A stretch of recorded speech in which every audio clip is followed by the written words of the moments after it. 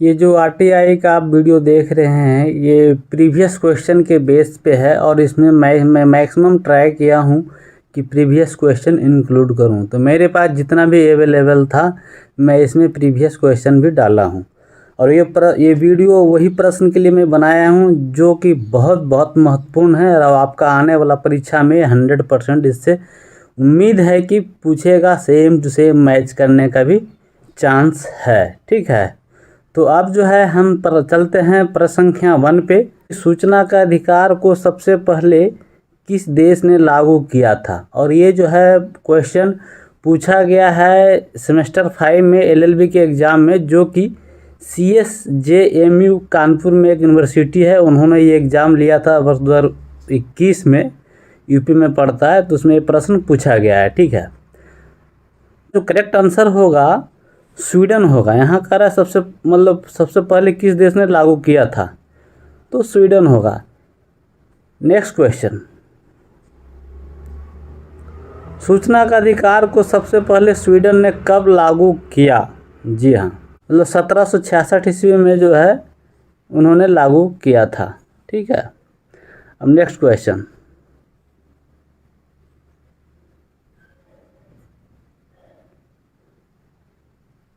सूचना का अधिकार को लोकसभा, यहाँ ध्यान दीजिएगा, लोकसभा बोले तो हाउस ऑफ द पीपुल ने कब पास किया? जी हाँ, 11 मई 2005 हो जाएगा। ठीक है, मतलब कि ऑप्शन बी हो जाएगा। ठीक है, सूचना का अधिकार 2005 को राज्यसभा ने कब पास किया? तो राज्यसभा का जब बात यहाँ आता है तो ध्यान देना है कि ये जो है 12 मई 2005 हो जाएगा। कब हो जाएगा? 12 मई 2005। याद रखिएगा, लोकसभा 11 मई और राज्यसभा 12 मई, यानी answer C. Question number next पे चलते हैं, लेकिन इसमें जो है मैं एक चीज़ बताना चाह रहा हूँ कि जैसे अगर यहाँ पे पास लिखा हुआ है ना, तो कोई प्रश्न में क्या है पास नहीं बल्कि पारित रहेगा लिखा हुआ, तो पारित भी रहेगा तो पर भी सेम आंसर होगा। लोकसभा कब पारित किया? तो 11 मई। राज्यसभा कब पारित किया? तो 12 मई 2005, है ना, और लोकसभा 11 मई 2005। क्वेश्चन नंबर 5, क्वेश्चन नंबर 5 में सूचना का अधिकार 2005 को राष्ट्रपति ने अपनी स्वीकृति कब प्रदान की? अब आपको ध्यान देना है, यहाँ का राष्ट्रपति ने अपनी स्वीकृति कब प्रदान की। ठीक है, तो जब राष्ट्रपति की बात आएगा तो 15 जून 2005 हो जाएगा, जो कि ऑप्शन डी में है। किस में है? ऑप्शन डी में है। ठीक है, यहाँ देख सकते हैं ऑप्शन डी जो है करेक्ट आंसर है। अब यहाँ पे मैं विस्तृत में भी लिखा हूँ, मतलब डिटेल में, ताकि आपको किसी तरह का कन्फ्यूजन ना हो। ठीक है, कुछ लोग इसका उत्तर 12 जुलाई 2005 को ही बताता है। ठीक है, तो ये बिल्कुल भ्रम है, ऐसा याद ना रखें। जब राष्ट्रपति पूछेगा कि राष्ट्रपति ने आरटीआई को कब स्वीकृति दी, मतलब कब हस्ताक्षर किए, तो 15 जून 2005 ही होगा। ठीक है, कब होगा? 15 जून 2005। ये आप 12 जुलाई भूल जाए। 12 जुलाई जो है कुछ दूसरा सेंस में है, जो कि हम आपको आगे बताएंगे। फिर है जो कि बिल्कुल गलत है, क्योंकि भारत के गजट में राष्ट्रपति की स्वीकृति की तारीख 15 जून 2005 ही है, इसलिए भ्रमित ना हो, है ना, इसलिए भ्रमित ना हो। इसका सबूत आगे कुछ पूर्व में पूछे गए प्रश्नों में दिया। क्वेश्चन नंबर 6, इनमें से कौन सूचना का अधिकार 2005 से संबंधित नहीं है? ये भी जो है प्रीवियस क्वेश्चन ही है और यहाँ पे पूछ रहा है आपको कि इसमें जो है सूचना के अधिकार से संबंधित नहीं है। तो ऑप्शन ए के अनुसार से कह रहा है कि भ्रष्टाचार पर अंकुश लगाता है, भ्रष्टाचार पर। तो ये तो बात सही है। यहाँ कह रहा है संबंधित नहीं है, ध्यान दीजिएगा, क्या है? संबंधित नहीं है। अब भी में कह रहा है कि ये जनता को जानने का हक दिया है। ठीक है, तो ये भी सही है। अब है ऑप्शन में ये विकास के लिए आवश्यक नहीं है, ये गलत है, ये जो है गलत है, यानी आंसर सी हो जाएगा इसका। ठीक है, क्वेश्चन नंबर 7, क्वेश्चन नंबर 7 में है जम्मू कश्मीर को छोड़ शेष भारत में सूचना का अधिकार को कब लागू किया गया था? तो 15 जून 2005, मतलब ये ऑप्शन में है, यानी कि आंसर बी हो जाएगा। तो देखिए यहाँ मैं बी लिखा हूँ, उत्तर में भी बी। ठीक है, इसके बाद क्या है, व्याख्या में मैं क्या लिखा हूँ, थोड़ा सा ध्यान दीजिएगा, बहुत इम्पोर्टेंट चीज़ है। व्याख्या में मैं लिखा हूँ कि 15 जून 2005 को मात्र 9 धाराओं के साथ आरटीआई एक्ट 2005 को तुरंत लागू किया गया। जैसे कि आरटीआई में आपको मालूम होना चाहिए कि आरटीआई में कुल 31 सेक्शंस है। धारा को अंग्रेजी में सेक्शन बोलते हैं और सेक्शन का हिंदी धारा होता है, ठीक है। तो देखिए यहाँ 9 धारा को लागू किया गया था और बाकी 22 को नहीं लागू किया गया। 22 9 31 हो गया, मतलब 31 सेक्शंस आरटीआई में कुल है, ठीक है। तो 22 सेक्शंस को, मतलब 22 धाराओं को जो है बाद में लागू किया गया था और ये 12 अक्टूबर 2005 को लागू किया गया था, ठीक है। इसके बाद जो है प्रश्न संख्या 8 में चलते हैं। जम्मू कश्मीर में सूचना का अधिकार को कब लागू किया गया? तो जम्मू कश्मीर में सूचना के अधिकार को जो है वर्ष 2009 में लागू किया गया था। कब? वर्ष 2009 में, मतलब करेक्ट आंसर इसका ए हो गया। इसके बाद मैं यहाँ पे फिर से डिटेल में मैं लिखा हूँ आपके विस्तृत जानकारी के लिए।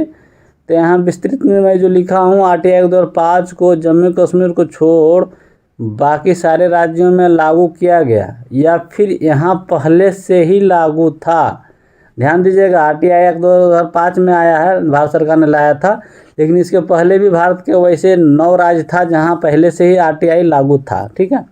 और बाद में जो है जम्मू कश्मीर सरकार ने अपना अलग आरटीआई एक्ट 2009 बनाया, जिसे 20 मार्च 2009 को लागू किया, ठीक है। इसके बाद मैं बता दूं कि इस अधिनियम के तहत जो है केवल जम्मू कश्मीर निवासी ही जम्मू कश्मीर सरकार के किसी विभाग से सूचना ले सकते थे। मतलब सोच लीजिए, जैसे अभी क्या है, बाकी राज्यों में क्या है कि आप कोई भी भारत के किसी भी राज्य में हैं, आप आरटीआई के द्वारा उससे सूचना ले सकते हैं, किसी भी राज्य से। आप चाहे किसी भी राज्य में हो, आप किसी भी राज्य से ले सकते हैं, लेकिन जम्मू कश्मीर छोड़ कर। तो जम्मू कश्मीर में का जो आरटीआई 2009 में जो लाया था, वो उसमें क्या था कि जम्मू कश्मीर से वही सूचना जम्मू कश्मीर सरकार से, जम्मू कश्मीर सरकार के किसी विभाग या मंत्रालय से वही लोग सूचना ले सकते थे जो जम्मू कश्मीर का मूल निवासी हो, ठीक है। वैसे अब ये भी ख़त्म हो गया है, क्योंकि अब जो है भारत के जम्मू कश्मीर को मतलब वहाँ जो जम्मू कश्मीर को विशेष राज्य का दर्जा मिला हुआ था आर्टिकल 370 के तहत, वो ख़त्म कर दिया गया है। तो ये जो आरटीआई अब भंग हो गया, नया आरटीआई वहाँ जो है लागू हो गया होगा, नहीं तो किया जाएगा, ठीक है। अब क्वेश्चन नंबर 9 में चलते हैं। जम्मू कश्मीर में सूचना का अधिकार अधिनियम 2005 को पूरी तरह से कब लागू किया गया? देखिए यहाँ मैं वही क्वेश्चन लाया हूँ कि जम्मू कश्मीर में सूचना का अधिकार अधिनियम 2005 को पूरी तरह से कब लागू किया गया? तो इसका जो करेक्ट आंसर हो जाएगा वर्ष 2019 हो जाएगा, क्योंकि जो जम्मू कश्मीर को अनुच्छेद 370 के द्वारा जो विशेष राज्य का दर्जा मिला हुआ था, वर्ष 2019 में ही उसको समाप्त किया गया, उस मतलब 370 को हटा दिया गया, ठीक है। फिर question number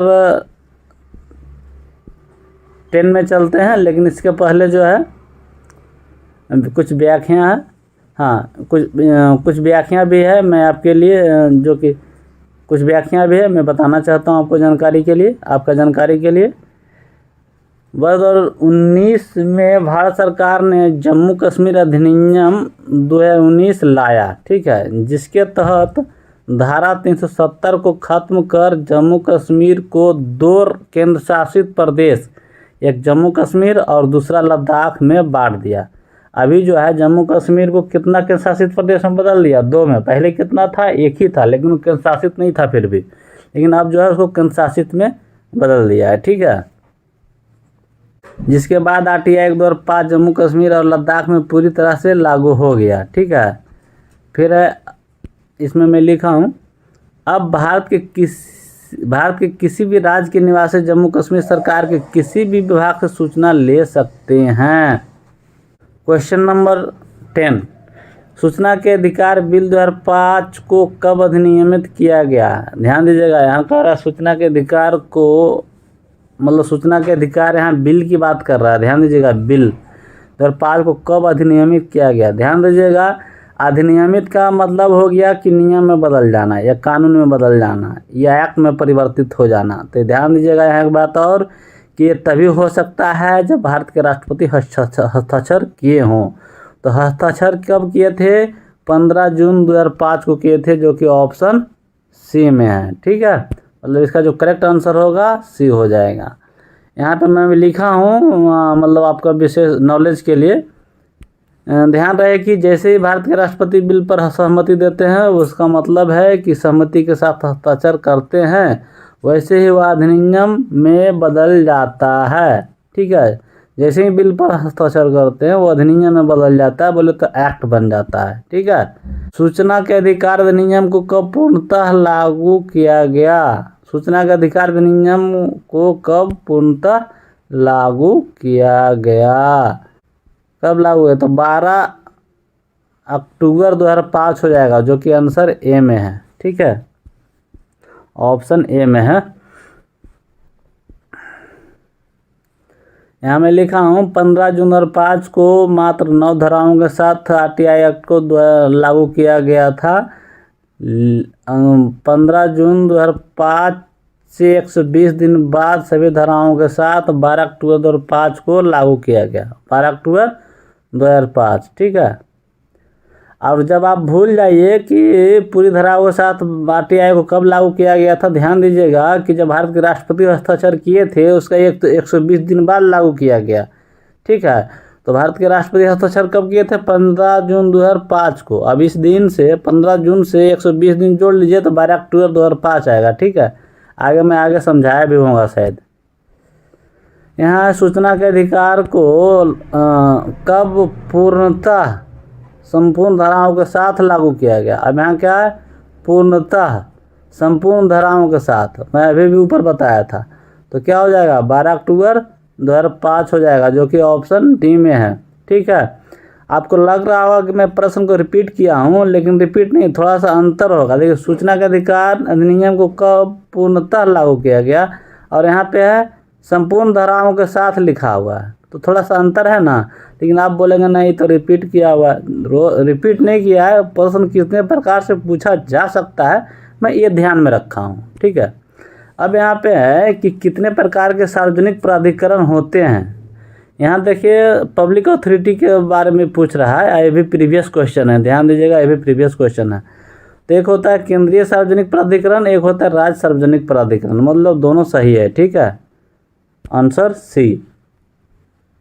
question number 14, Bharat का पहला राज्य जिसने सूचना का अधिकार को लागू करने का प्रयास या कोशिश किया था, ध्यान दीजिएगा, उन्होंने प्रयास किया, सफल नहीं हुआ, प्रयास किया। किसने किया प्रयास, ये पूछ रहा है। ठीक है, तो दोस्तों ये जो है प्रयास करने के बाद जब बात पूछेगा तो कर्नाटक हो जाएगा। क्या हो जाएगा? कर्नाटक, है ना, आंसर ए हो जाएगा। इसके बाद जो है इसमें मैं व्याख्या में भी लिखा हूँ ताकि आप कंफ्यूज ना हो। यहाँ है कर्नाटक सरकार ने यह प्रयास वर्ष 1988 में ही किया, लेकिन कर्नाटक विधानसभा में पास नहीं कर पाया। ठीक है, कर्नाटक विधानसभा में पास नहीं कर पाया। ठीक है, तो कब किया प्रयास किया था? 1988 में ही। कौन? कर्नाटक। नेक्स्ट क्वेश्चन में है भारत का पहला राज्य जिसने सूचना का अधिकार को लागू किया। तो भाई भारत का पहला राज्य कौन सा है? तो ये हो जाएगा आपका तमिलनाडु। कौन सा? तमिलनाडु, सी। अब यहाँ पे है प्रश्न संख्या 16 में, तमिलनाडु अपना राज्य में सूचना का अधिकार को कब लागू किया?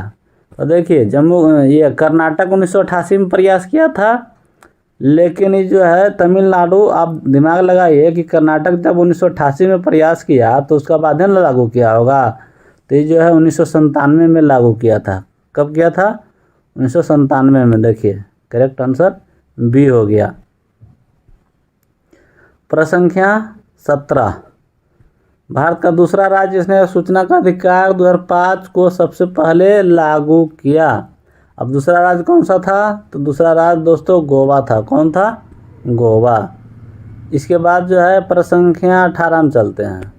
प्रश्न संख्या 18 में भारत के वैसे कितने राज्य थे जिसने वर्ष 2005 से पहले भी अपने अपने राज्य में सूचना का अधिकार को लागू कर दिया था। तो ये जो है कौन कौन था? 9 राज्य था। कितना राज्य था? 9 राज्य। वैसे कितने राज्य थे? 9 राज्य। आंसर भी हो गया।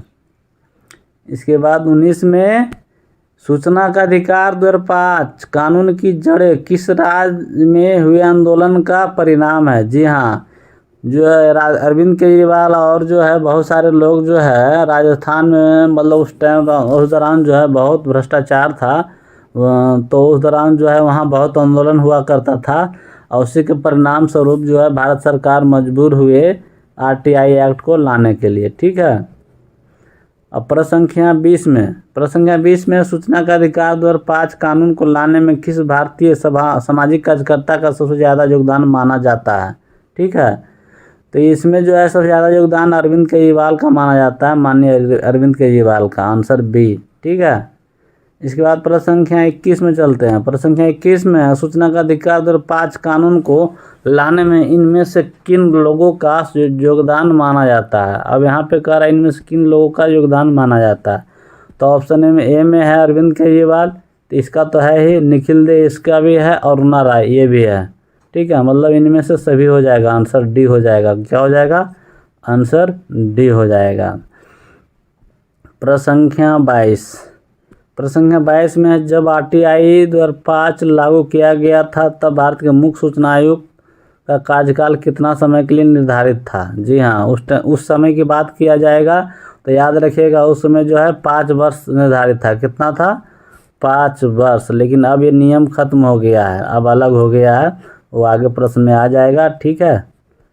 यहाँ पे प्रश्न संख्या 23 में है सूचना का अधिकार अधिनियम 2005 के अधीन जब कभी किसी सूचना आयुक्त को सूचना आयुक्त के रूप में नियुक्त किया जाता है को उसकी पदावधि की अवधि से अधिक नहीं होनी चाहिए।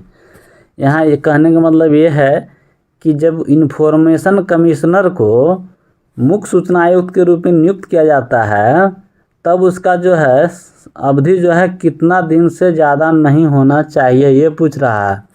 ये जो प्रश्न है UPSC अभी हाल ही में 17 जुलाई 2022 को एग्ज़ाम लिया था। ये deputy director employee state insurance corporation के लिए और एडमिन और सीनियर एडमिन ऑफिसर DRDO के लिए एग्ज़ाम लिया था, और admin officer GSI and CICF के लिए लिया था। GSI तो हो गया जियोलॉजिकल सर्वे ऑफ इंडिया, और CICEF का फुल फॉर्म याद नहीं है अभी, आप गूगल में सर्च करके देख सकते हैं। ठीक है। तो इसके लिए सारा कंबाइंड एग्जाम लिया था तो उसमें प्रश्न पूछा था। ठीक है। तो दोस्तों मैं बता देना चाहता हूं आपको कि जितना भी रहे मतलब कुल मिला के 5 साल से ज़्यादा नहीं होना चाहिए। ठीक है, दोनों जोड़ करके जैसे सूचना आयुक्त और मुख्य सूचना आयुक्त के रूप में कुल मिला करके यहाँ 4 साल है, तो ये तो गलत हो जाएगा। और यहाँ देखिए ऑप्शन बी में जो है, ऑप्शन बी में 5 साल है। ये देखिए कुल मिलाकर के 5 साल मतलब 5 वर्ष, तो ऑप्शन बी करेक्ट हो जाएगा।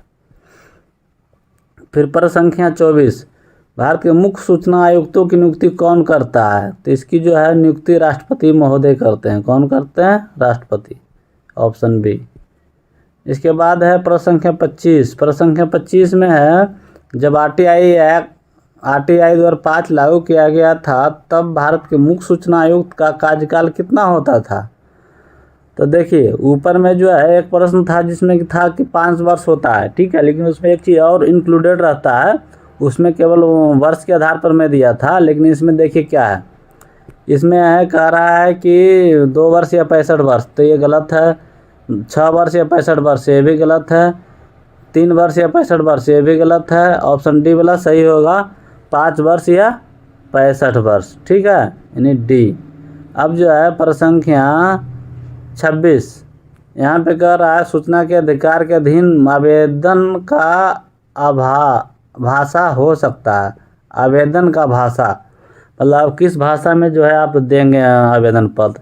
एक चीज़ ध्यान दे रहे हैं, हमको तो याद नहीं आ रहा है, ध्यान ही नहीं दे पा रहे हैं, ये मैक्सिमम प्रीवियस क्वेश्चन जा रहा है। ठीक है, तो दोस्तों ये जो है गुजराती या क्षेत्रीय भाषा, सीधी सी बात है, जो आपका क्षेत्रीय भाषा है उस भाषा में आप आरटीआई कर सकते हैं। मतलब इसका सही आंसर जो है ऑप्शन बी सी हो जाएगा।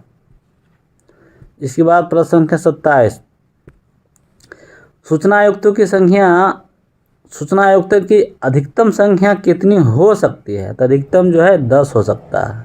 कितना हो सकता है? 10।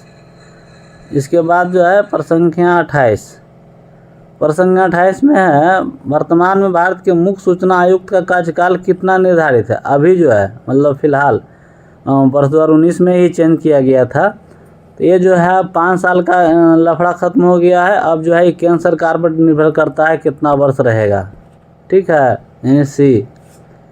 और यहाँ पे ध्यान दीजिए एक चीज़ और कि मतलब ये कब चेंज किया गया है, मैं इसमें लिखा हूँ। वर्ष 2019 के पहले मुख्य सूचना आयुक्त का कार्यकाल 5 वर्ष निर्धारित था, लेकिन वर्ष 2019 में केंद्र सरकार ने आरटीआई एक्ट 2005 में संशोधन किया, जिसके बाद मुख्य सूचना आयुक्त का कार्यकाल केंद्र सरकार पर निर्भर करता है। ठीक है, तो अब जो है प्रश्न संख्या 29 में भारत के सूचना आयुक्तों का कार्यकाल कितना होता है? अब यहाँ मतलब डी वाला, केंद्र सरकार पर निर्भर करता है, आंसर डी।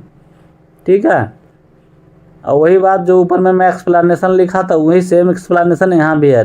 प्रश्न संख्या 30, भारत के सूचना आयुक्तों की नियुक्ति कौन करता है? यहाँ पे पूछ रहा है भारत के सूचना आयुक्तों की नियुक्ति कौन करता है? तो यहाँ राष्ट्रपति है, ऑप्शन बी में, ये करेक्ट आंसर हो जाएगा। इसके बाद जो है प्रश्न संख्या, यहाँ पे मैं व्याख्या में भी कुछ लिखा हूँ, आपको ज्ञान आपकी जानकारी के लिए मैं बता देना चाहता हूँ। भारत के सूचना आयुक्तों की नियुक्ति राष्ट्रपति करते हैं और शपथ जो है राष्ट्रपति या राष्ट्रपति के द्वारा नामित व्यक्ति द्वारा करवाई जाती है। ठीक है, ध्यान दीजिएगा, नियुक्ति भी राष्ट्रपति करते हैं और शपथ भी जो है राष्ट्रपति या राष्ट्रपति के द्वारा नामित व्यक्ति द्वारा करवाई जाती है। लेकिन राज्य के सूचना आयुक्तों की नियुक्ति राज्य के राज्यपाल करते हैं और शपथ राज्यपाल या राज्यपाल के द्वारा नामित व्यक्ति द्वारा करवाई जाती है। याद रखिएगा इस बात को। प्रश्न संख्या 31, मुख्य सूचना आयुक्त सूचना आयुक्त की नियुक्ति एक समिति की सिफारिश पर की जाती है। इस समिति के सदस्य में इनमें से कौन नहीं होता है? जी हाँ, आपको पता होना चाहिए कि सूचना आयुक्त और मुख्य सूचना आयुक्त की नियुक्ति जो है सिफारिश के आधार पर किया जाता है, लेकिन उस समिति की सिफारिश पर किया जाता है। तो समिति में कौन नहीं होता है ये पूछ रहा है, कौन नहीं होता है? तो लोकसभा में विपक्ष के नेता यहाँ होता है जी, प्रधानमंत्री हाँ होता है, राज्यसभा में विपक्ष के नेता नहीं, ये नहीं होता, राज्यसभा के विपक्ष के नेता नहीं होता है। ठीक है, यानी कि इसका जो है करेक्ट आंसर सी हो जाएगा। देखिए यहाँ पे सी है ना। इसके बाद जो है यहाँ मैं लिखा हूँ एक्सप्लेनेशन में कि मुख्य सूचना आयुक्त और सूचना आयुक्त की नियुक्ति राष्ट्रपति द्वारा निम्नलिखित में से बनी समिति की सिफारिश पर की जाती है। तो इसमें जो है प्रधानमंत्री होते हैं जो कि समिति का अध्यक्ष होते हैं, और लोकसभा के विपक्ष के नेता होते हैं, और प्रधानमंत्री द्वारा नाम निर्देश संघ मंत्रिमंडल का एक मंत्री होता है। ठीक है, क्वेश्चन नंबर 32 में कह रहा है मुख्य सूचना आयुक्त और सूचना आयुक्त की नियुक्ति एक समिति के सिफारिश पर राष्ट्रपति द्वारा की जाती है। इस समिति के अध्यक्ष कौन होता है? तो अभी भी मैं आपको बताया था व्याख्या में कि समिति के अध्यक्ष जो है प्रधानमंत्री महोदय होते हैं, इसलिए इसका आंसर जो है बी हो जाएगा। ठीक है, प्रश्न संख्या 33, सूचना प्राप्त करने के लिए कितना शुल्क देना होता है? मतलब जब आप आरटीआई के द्वारा जब सूचना प्राप्त करना चाह रहे हैं तो आपको कितना पैसा देना पड़ता है, ये यहाँ पे पूछ रहा है। तो कुल मिलाकर जो है आपको 10 रुपया देना पड़ता है प्रारंभ में।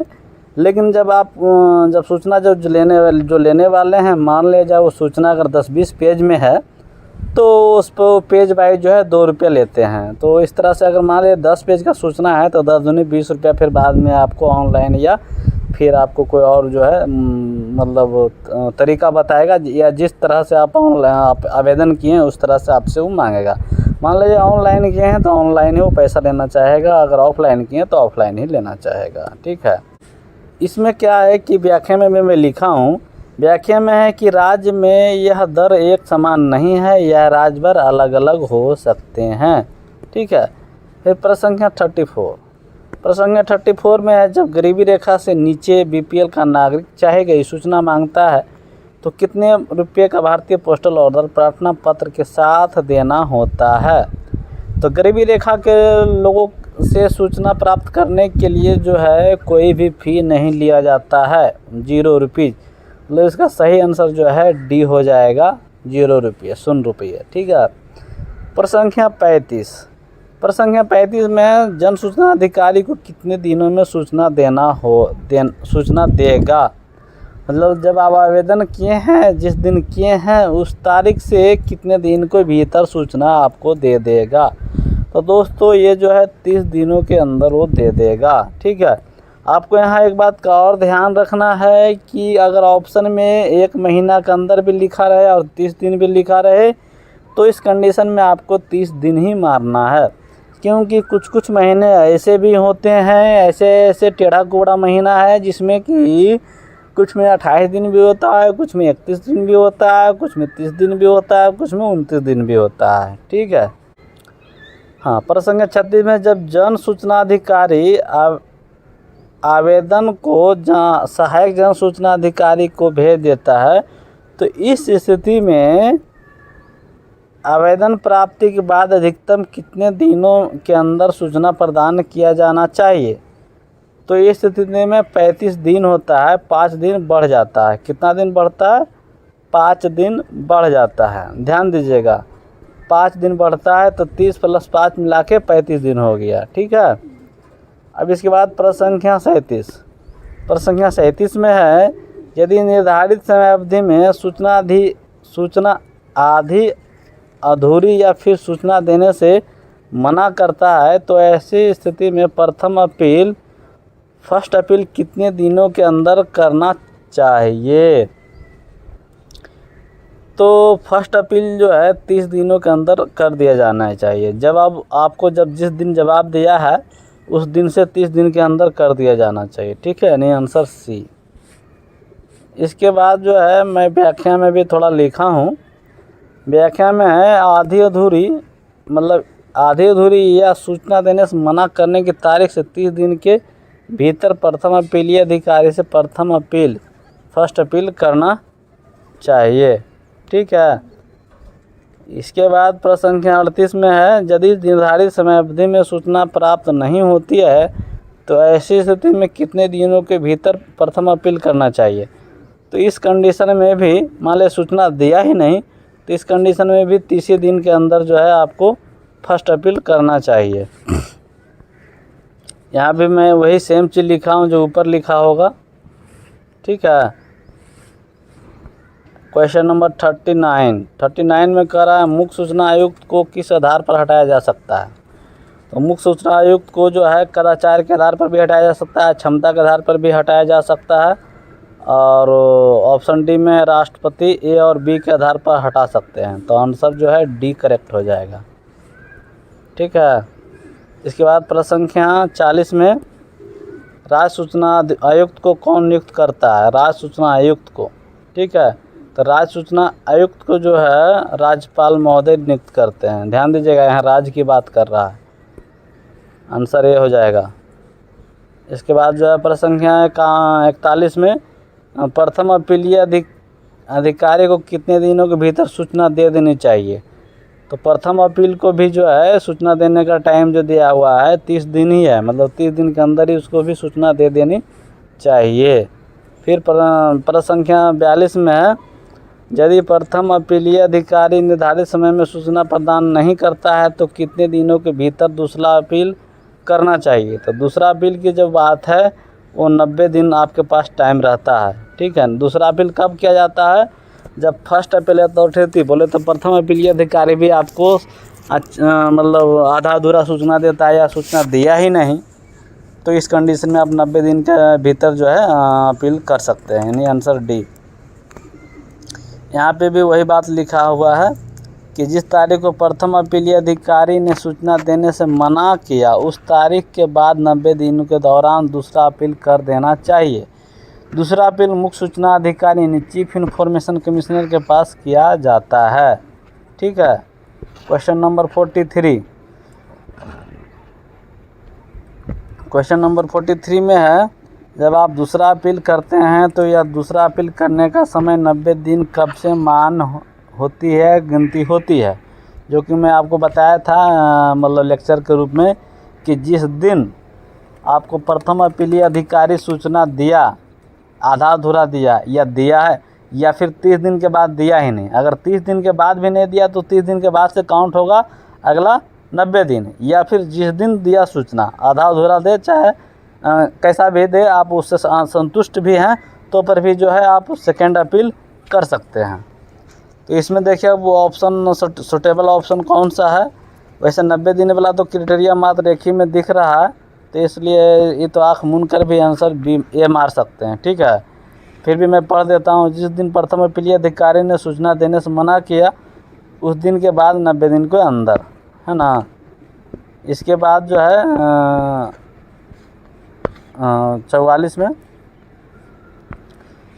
कह रहा है, सूचना प्राप्त करने के लिए आवेदन के साथ 10 रुपये का ऑनलाइन भुगतान या मांग दे ड्राफ्ट, बैंकर चेक या भारतीय पोस्ट ऑर्डर के रूप में किसे देना चाहिए। तो ये जो है लेखाधिकारी को दिया जाता है, मतलब ऑप्शन सी जो है। ठीक है। लेखाधिकारी बोलो तो अकाउंट ऑफिसर। यहाँ पे 45 में जब सूचना A4 या A3 आकार में देना है तो जन सूचना अधिकारी को प्रत्येक A4 या A3 प्रतिलिपि का कितना मांग करना चाहिए। तो इसके बारे में मैं पहले लेक्चर को मैं बताया था कि प्रत्येक पेज के लिए 2 रुपया लिया जाता है, जो कि ऑप्शन बी में है, यानी इसका सही आंसर क्या हो जाएगा, बी हो जाएगा। इसके बाद जो है परिसंख्या 46, जब कोई सूचना या प्रतिलिपि A4 या A3 में 50 पेज की संख्या में है तो जन सूचना अधिकारी कर्ता से कितने रुपये का मांग करेगा। तो अब जाहिर सी बात है कि जब एक पेज का 2 रुपया ले रहा है तो 50 पेज का 100 रुपया, यानी डी, है ना। इसके बाद परिसंख्या 47 में जन सूचना अधिकारी को सूचना देने के लिए निरीक्षण करना पड़े तो पहले घंटे का निरीक्षण शुल्क आवेदनकर्ता से कितना लेगा। जैसे कि मान लीजिए आप सूचना लेना चाह रहे हैं और उस सूचना को देने के लिए जन सूचना अधिकारी को मेहनत करना पड़ेगा, निरीक्षण करना पड़ेगा, इंस्पेक्शन करना पड़ेगा। अब जहां मान लीजिए 10 घंटा के इंस्पेक्शन करना पड़े तो इस कंडीशन में जो है इंस्पेक्शन बोले तो निरीक्षण शुल्क वो कितना लेगा। तो दोस्तों यहाँ पूछ रहा है पहले घंटे के लिए, ध्यान रखिएगा यहाँ पहले घंटे के लिए, तो पहले घंटे के लिए कोई भी जो है शुल्क नहीं लिया जाता है, लेकिन उसके बाद के घंटे के लिए प्रत्येक घंटे के लिए 5 रुपया लिया जाएगा। यहाँ पहले घंटे पूछ रहा है तो पहले घंटे के लिए कोई शुल्क नहीं, जो कि ऑप्शन ए है करेक्ट आंसर। वही चीज़ जो मैं समझाया वहाँ यहाँ भी वही चीज़ लिखा हुआ है, आप चाहे तो वीडियो पॉज करके भी देख सकते हैं। ठीक है। परिसंख्या 48, जन सूचना अधिकारी अभिलेखों के निरीक्षण के लिए पहले घंटे के पश्चात प्रत्येक घंटे के लिए कितना शुल्क लेगा। तो मैं बताया था कि 5 रुपये के अनुसार से लेता है। परिसंख्या 49 में है, जब आवेदनकर्ता सूचना डिस्केट या फ्लॉपी में लेना चाहता है तो जन सूचना अधिकारी प्रत्येक डिस्केट या फ्लॉपी के लिए कितना शुल्क लेगा। तो फ्लॉपी के लिए जो रेट होता है 15 रुपया होता है। कितना होता है, 15 रुपया, मतलब 15 रुपया लेगा। एक फ्लॉपी है तो 15 रुपया, 2 फ्लॉपी है तो 30 रुपया। ठीक है। इसके बाद परिसंख्या 50, अगर किसी व्यक्ति के जीवन और स्वतंत्रता से सूचना जुड़ा हो तो कितने समय में सूचना दे देनी चाहिए। जीवन और स्वतंत्रता से अगर जुड़ने का मैटर रहे, से संबंधित मैटर रहे तो 48 घंटा के अंदर दे देना होता है, यानी कि डी करेक्ट आंसर हो जाएगा। ठीक है। तो यहाँ पे मैं लिख दिया हूँ कि जिस समय आवेदन प्राप्त होगा उस समय से 48 घंटा के अंदर सूचना दे देनी चाहिए। ठीक है। इसका परिसंख्या 51 में है, सूचना का अधिकार अधिनियम के अधीन केंद्रीय सूचना आयोग दोषी पाए गए लोक सूचना अधिकारी पर कितना न्यूनतम आर्थिक दंड लगा सकता है। मान ले जाए कि आप थर्ड अपील में चले जाते हैं, सेकेंड अपील में आप चले जाते हैं और सेकेंड अपील में ये निर्णय आता है कि केंद्रीय मतलब सूचना अधिकारी जो है, मतलब लोक सूचना अधिकारी जो है आपके साथ गलत किया है, मतलब दोषी पाया जाता है, तो उस कंडीशन में उस पर जो जुर्माना लगेगा कितना लगेगा ये यहाँ पे पूछ रहा है। और यहाँ पे पूछ रहा है न्यूनतम जुर्माना की बात। ध्यान दीजिएगा, न्यूनतम, अधिकतम की बात नहीं पूछ रहा है, न्यूनतम की बात पूछ रहा है। ठीक है, तो यहाँ न्यूनतम की बात जब रहे तो 250 रुपया प्रतिदिन के अनुसार से लगता है। कितना? 250 रुपया, आंसर बी हो जाएगा। अब यहाँ कह रहा है कि सूचना का अधिकार अधिनियम के अधीन केंद्रीय सूचना आयोग दोषी पाए गए लोक सूचना अधिकारी पर कितना अधिकतम दंड, आर्थिक दंड लगा सकता है। तो अधिकतम की जब बात रहे तो 25,000, कितना?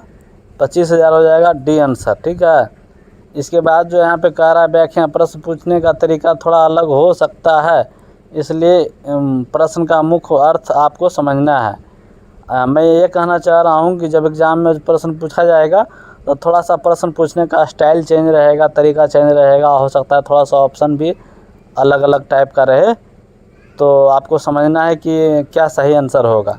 प्रसंग 53 में सूचना का अधिकार अधिनियम के धारा 20(1) और धारा 7(1) के अधीन केंद्रीय सूचना आयोग दोषी पाए गए लोक सूचना अधिकारी पर कितना अधिकतम आर्थिक दंड लगा सकता है। यहाँ पे अधिकतम की बात पूछा है, जो कि इस तरह के प्रश्न में यहाँ भी डाला था, जो कि 25,000 होता था। ठीक है, लेकिन ध्यान देने की बात है कि उसको घुमा करके प्रश्न कैसे पूछा जा सकता है। यहाँ ध्यान देने की बात है कि वो घुमा करके प्रश्न कैसे पूछा जा सकता है। देखिए 250 रुपये प्रतिदिन के अनुसार से, लेकिन अधिकतम जो है 25,000, ये करेक्ट आंसर होगा। ठीक है, यहाँ 200 रुपया गलत हो गया, 150 का गलत हो गया, 100 का भी गलत हो गया, यानी सी आंसर हो गया। इसका प्रश्न संख्या 14 में है सूचना का अधिकार अधिनियम 2005 में कुल कितना अध्याय है। यहाँ कह रहा है आरटीआई जो है उसमें कुल कितना अध्याय है, तो 6 अध्याय है। ऑप्शन ए वाला सही हो जाएगा। ये सब रटने वाला चीज़ है, इसमें कुछ ज़्यादा समझाने की ज़रूरत नहीं है। अब यहाँ पे कह रहा है कि सूचना के अधिकार अधिनियम 2005 में कुल कितनी धाराएँ हैं, तो ये भी क्या समझने का चीज़ है? कोई समझने का चीज़ है? कुछ भी नहीं है, ये रटने का चीज़ है। तो कुल धारा जो है इसमें 31 धारा है, बी, जो कि मैं पहले भी बताया था। अब प्रश्न संख्या 56 में सूचना के अधिकार अधिनियम में कुल कितनी अनुसूची यानी शेड्यूल है, ये भी रटने का चीज़ है। इसमें जो है 2 शेड्यूल है। कितना शेड्यूल है? 2 शेड्यूल। ठीक है, प्रश्न संख्या 57, प्रश्न संख्या 57, धारा 31 में किस चीज़ का वर्णन है? धारा 31 में जो है कह रहा है the freedom of information act 22, इसके बारे में कहा गया है। डी, एक्चुअली इसको रिपील कर दिया गया, खत्म, रद्द कर दिया गया। क्या कर दिया गया? रद्द। पहले आरटीआई पहले क्या था? फ्रीडम ऑफ इंफॉर्मेशन एक्ट 2002 था, लेकिन इसको हटा करके क्या कर दिया गया? आरटीआई। ठीक है, अब इसके बाद जो है प्रश्न संख्या 58 है मुख्य सूचना आयुक्त सुनवाई के तारीख के कितने दिन पहले आवेदनकर्ता को सूचित करना चाहिए? तो ठीक 7 दिन पहले करेगा, जिस दिन सुनवाई उस दिन से 7 दिन पहले, बी। इसके बाद जो है प्रश्न संख्या 59 में, प्रश्न संख्या 59 में है सूचना प्राप्त करने के लिए सूचना कितने प्रकार से भुगतान किया जाता है। सूचना प्राप्त करने के लिए शुल्क कितने प्रकार से भुगतान किया जाता है? तो ये जो है कैश के रूप में भी दे सकते हैं, डिमांड ड्राफ्ट भी दे सकते हैं, बैंक चेकर्स भी दे सकते हैं। यानी 1, 2, 3 सब सही है, यानी आंसर ए हो जाएगा। ठीक है, देखिए यहाँ पे ए हो गया। इसके बाद प्रश्न संख्या 60 में है सूचना का अधिकार अधिनियम 2005 के अधीन कितनी पुरानी सूचना मांगी जा सकती है। तो इसमें जो है 20 साल है। ये गूगल बेस पे है, ये कहीं पे लिखा हुआ नहीं मिला है। ठीक है, याद रखिएगा इस बात पर, कहीं रिटर्न में नहीं मिला है, लेकिन मैं गूगल के बेस पे इस चीज़ को मैं आपके सामने पेश कर रहा हूँ। मतलब ये क्वेश्चन 60 वाला कि कितना पुराना सूचना मांगा जा सकता है। ठीक है, तो अगर वीडियो पसंद आया है तो लाइक और शेयर ज़रूर करें, और सब्सक्राइब भी ज़रूर करें, और कमेंट भी ज़रूर करें। और इस वीडियो का आप जो है रेटिंग दें, गुड, बेटर, बेस्ट। गुड है, अगर गुड लगा, अच्छा लगा तो गुड दीजिए, बहुत अच्छा लगा तो बेटर, और सबसे अच्छा लगा तो बेस्ट। Thanks for watching. हम फिर मिलते हैं अगले वीडियो में।